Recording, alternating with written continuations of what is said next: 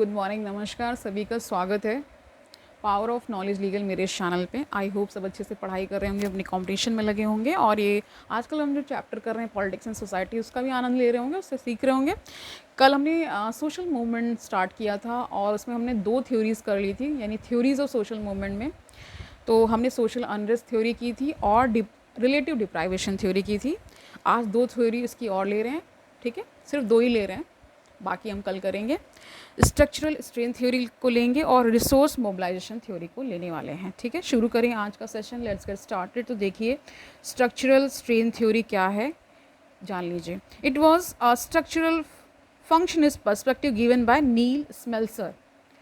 All social movement do not arise out of relative deprivation. तो कह रहे हैं, इनका नील स्मेल्सर का कहना है सारे जितने मूवमेंट्स हैं यानी सोशल मूवमेंट्स हैं वो डिप्राइवेशन के तहत या उससे ही नहीं आते हैं। यानी बहुत सारे ऐसे भी मूवमेंट्स आप देख सकते हैं जो डिप्राइवेशन से नहीं हो सकते। यानी जो डिप्राइवेशन का मतलब है जो लोग वंचित रह गए हैं बहुत सारे अधिकारों से, बहुत सारी चीज़ों से, उनके अधिकार छीन लिए गए, है ना, उनको हमेशा एक तरह से दबा कुचला ही रखा गया समाज में और वो उतना फ्लरिश नहीं कर पाए, ठीक है। They can also originate from structural strain. तो कह रहे हैं ये स्ट्रक्चरल स्ट्रेन से भी आ सकता है। यानी सोशल मूवमेंट की बात हो रही between values and structural. Means values का मतलब आप समझ रहे हैं, हर इंसान, हर एक समुदाय की अपनी वैल्यूज़ होती हैं, ठीक है, कुछ मान्य होते हैं या मूल्य समझ लीजिए, ठीक है। when the prevailing value system and the normative structure do not meet the aspirations of the people, the society faces strain। आपने स्ट्रेस और स्ट्रेन दोनों को जाना होगा, फिजिक्स में पढ़ा होगा, ठीक है। तो वही यहाँ पे भी स्ट्रेन की बात हो रही है।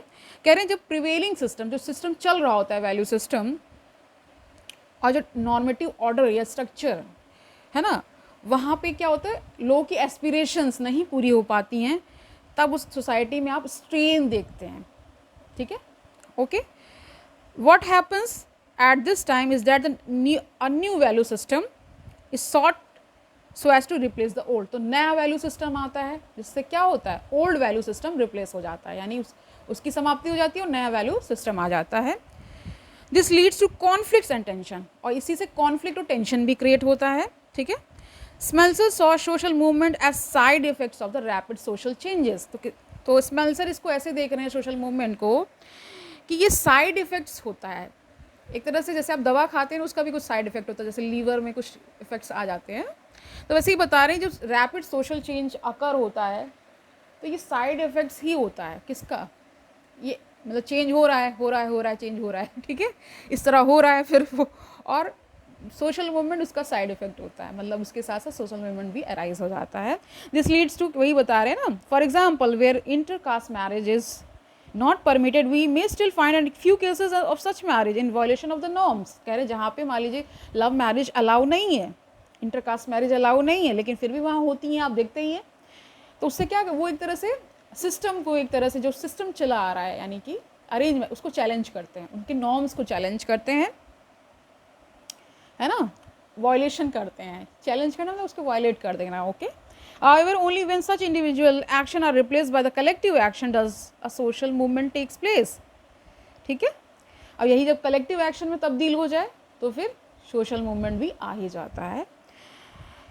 He gave a multi-causal theory which rejected monocausal explanations of social movements, and to illustrate it, he also gave a concept of value addition। तो इन्होंने ही, स्मेल्सर ने ही वैल्यू एडिशन का कॉन्सेप्ट दिया, ठीक है। दैट इज क्या बताया, social movements emerge in the form of stages. एक कह रहे सोशल मूवमेंट्स किन फॉर्म्स में, या कह सकते हैं क्या फॉर्म ले लेता है, वेरियस स्टेजेस का फॉर्म ले लेता है ये, और हर एक स्टेज क्या कह रहे हैं, and each stage adds value to the next emerging stage and increases the probability that a social movement will result in the end। तो कह रहे हर एक स्टेज को जन्म दे रहा है ईच स्टेज, और नेक्स्ट स्टेज को फिर वो, ठीक है, और इसी से एक श्रृंखला बन जाती है और सोशल मूवमेंट अकर हो जाता है, और यही रिजल्ट क्या आ जाता है, सोशल मूवमेंट के रूप में आ जाता है।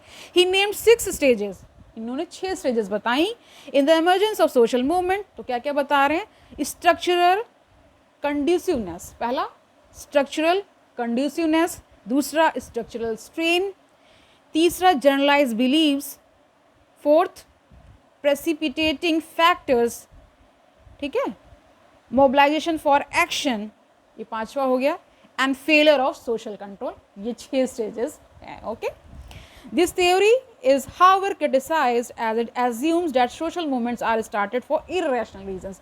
तो इस थ्योरी को इस प्रकार क्रिटिसाइज किया जाता है कि जो सोशल मूवमेंट अराइज होते हैं बहुत ही इरेशनल रीजंस की वजह से होता है, यानी उसमें कोई तर्क नहीं होता है, ऐसा ये बता रहे हैं. ओके, ये आपका हो गया स्ट्रक्चरल स्ट्रेन थ्योरी. अब दूसरा यानी चौथा आप जानिए रिसोर्स मोबिलाइजेशन थ्योरी. नाम से ही आप समझ पा रहे होंगे, तो जानिए इसके बारे में. It is a distinctively American version of studying social movements from a rational choice perspective and was given by Tilly. Tilly ये sociologist हैं, okay? इनका नाम है Tilly, okay? इनकी किताब का नाम आ रहा है अब From Mobilization to Revolution 1978, ठीक है? And others in a reaction to the social unrest theories which attempted to portray social movements as irrational ventures. Social unrest theory में उसको ये बता रहे हैं कि इररेशनल वेंचर्स हैं ये सारे. It fills the gap of relative deprivation theories by providing that apart from the feeling of deprivation resources are also necessary to wage a movement. तो ये उसी के सपोर्ट में आ रही है, एक तरह से कह सकते हैं, और उस गैप को फुलफिल कर रही है जो रिलेटिव डिप्राइवेशन थ्योरी हमें बताता है, ठीक है. और इससे ये भी पता चलता है कि जो भी थ्योरीज आप देखते हैं तो आसपास उसके कुछ ना कुछ लाई करता है, मतलब एक जो सिद्धांत बनता है फिर उसी को वो खूब और स्टडी करते हैं तो एक नया सिद्धांत निकाल देते हैं जो कमी रह जाती है, ठीक है. यही मैंने अभी तक समझा है. पूरी सोशियोलॉजी या कहीं भी हम पढ़ते हैं जब क्रिटिसिज्म करते हैं तो कुछ ना कुछ किसी भी थ्योरी या किसी भी वक्तव्य में कुछ ना कुछ कमी रह जाती है, उसी को नेक्स्ट वाला पूरा करता है, ठीक है. आप क्या कह रहे हैं? It argue that participants of a social movement behave rationally and apart from ideology and spirit, a social movement needs material resources to maintain a sustained effort. तो कह रहे हैं कि कोई सोशल मूवमेंट मान लीजिए चलता है तो उसके लिए मटेरियल रिसोर्सेज भी की ज़रूरत होती है, तभी तो वो सस्टेन कर पाएगा, वरना तो अगर रिसोर्सेज मटेरियल रिसोर्सेज नहीं होंगे तो सस्टेन कैसे करेगा, ठीक है. According to it social unrest is already present in the society. तो कह रहे हैं एक अनरेस्ट समझते हैं आप कि सोशल अनरेस्ट हमेशा सोसाइटी में प्रेजेंट होता है, मतलब एक तरह से सिचुएशन को लेकर के पूरा संतुष्ट ना हो पाना, असंतोष जिसे आप कह सकते हैं, ठीक है. आगे जानिए. तो कहते हैं ये सोसाइटी में हमेशा प्रेजेंट होता है. And hence this theory renders unrest theories deficient in explanation. If a movement can muster resources such as leadership, organisational capacity and communication facilities and can use them within the available political opportunity structure, it is more likely to be effective. तो ये सारा चीज़ होगा तभी वो effectively हो पाएगा. critics अब क्या आर्ग्यू करते हैं वो जान लीजिए. That a social movement is not limited by existing sources. अब इसको कह रहे हैं कि केवल resources तक इसको लिमिट नहीं कर सकते हैं.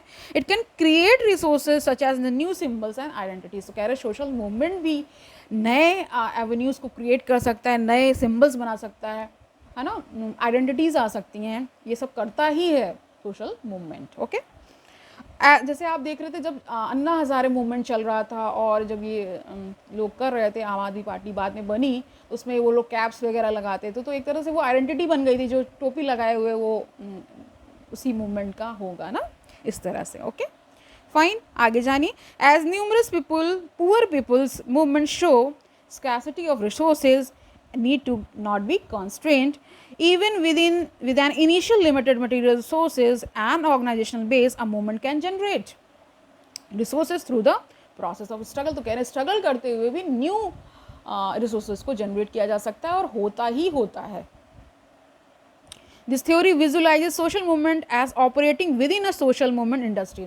तो इसको एक तरह से इसमें एक नया विजन आप क्या देख पा रहे हैं कि ये सोशल मूवमेंट ऑपरेट होता है within a social movement industry. Okay, within which they compete for scarce resources. तो एक इंडस्ट्री टाइप की बन गई सोशल मूवमेंट इंडस्ट्री, ठीक है, उसी में रिसोर्सेज पे कम्पीट कर रहे हैं लोग. Okay, for however this theory fails to explain, क्या फेल कर रही है एक्सप्लेन करने में, why social movement like black rights movement, ठीक है, and Arab Spring took place despite a resource crunch. ठीक है, तो ब्लैक राइट्स मूवमेंट आप जान ही रहे, जो ब्लैक थे यानी जो आप जैसे वहाँ पे अमेरिका वगैरह में ब्लैक और वाइट पीपल के बीच में बहुत सारा मूवमेंट चला है कि उनको उतने अधिकार नहीं थे जितने वाइट पीपल को थे, तो उसके लिए फिर ब्लैक लाइव्स मैटर करके इस तरह से मूवमेंट्स चले हैं। ठीक है, तो आज के लिए इतना ही रखते हैं, कल मिलते हैं, तब तक आनंद से पढ़िए। आई होप आज मैंने अच्छे से आपको समझाया हुआ है।